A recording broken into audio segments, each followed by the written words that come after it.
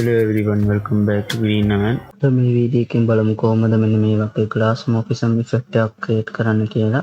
මොකද මුලින්ම ඔයාලගේ After Effects software එක open කරගෙන new composition එකක් create කරගමු. මෙතන preset එකට මම HD resolution landscape එකක් තෝරනවා. frame rate එක 30යි, duration එකක් 30යි, තප්පර 30යි. okay.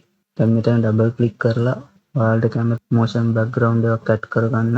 දැන් මම මේක timeline එකට add කරගන්නවා. මේක rotate කරගන්න ඕනේ keyboard එකේ R අකුර දීලා මෙතන අංශක 90ක් දෙන්න. දැන් මේ layer එක unselect කරගන්න. එහෙම නැත්නම් keyboard එකේ F2 දෙන්න. දැන් rectangle tool එක select කරලා මම මෙතන stroke අයින් කරගන්නවා. මේ fill කියන නම select කරලා මෙතන solid select කරලා rectangle එකක් අදිනවා. control alt home දීලා මේ anchor point එක මැදට ගන්නවා.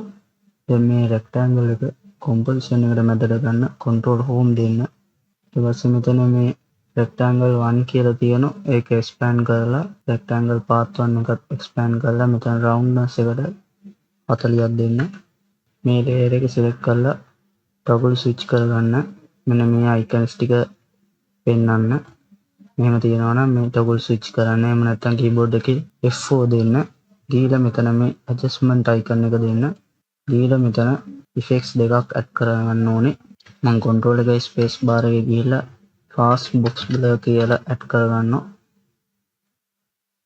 මේකම තමයි මේ effects and preset panel එකේ තියෙන්නේ. එතන search කරලා ගන්නත් පුළුවන්. මේක හැබැයි free plugin එකක් video copilot එකෙන්. ඊට පස්සේ තව effect එකක් ඕනේ. ඒක නම තමයි hue and saturation. මේකත් add කරගන්න.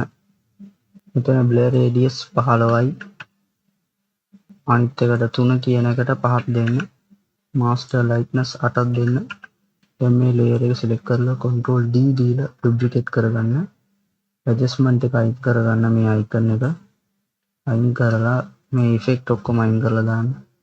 මේ fill එකත් අයින් කරන්න. stroke දෙන්න solid එකක් හරි gradient එකක් හරි.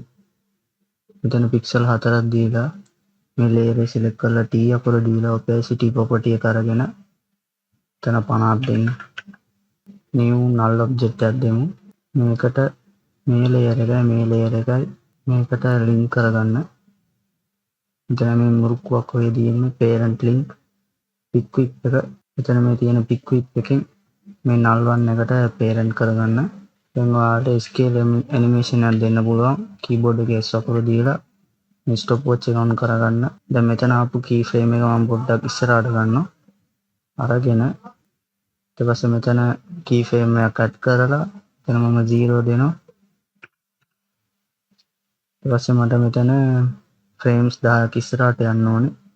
ඒකට මම shift එකත් එක්ක page down key එක දෙන්න. ඊට පස්සේ නැවතත් යන්න ඕනේ. නැවතත් page down එකක්. එතකොට keyframe 20යි. මේ keyframe එක විතරක් highlight කරලා shift එකත් එක්ක මෙතන drag කරලා තියන්න. දැන් මේ දෙකම highlight කරලා keyboard එකේ F9 එක දීලා ECs දෙන්න. දැන් අපි මේ වගේ effect එකක් කරලා තියෙනවා. Okay friends, මේ වීඩියෝ එකට කැමති නම් like කරන්න. ඔයාලගේ දන්න නැති යාළුවන්ට share කරන්න. තවත් අලුත් interesting tutorial වීඩියෝ එකකදී හමු වෙමු. තකම් සුබ දවසක්.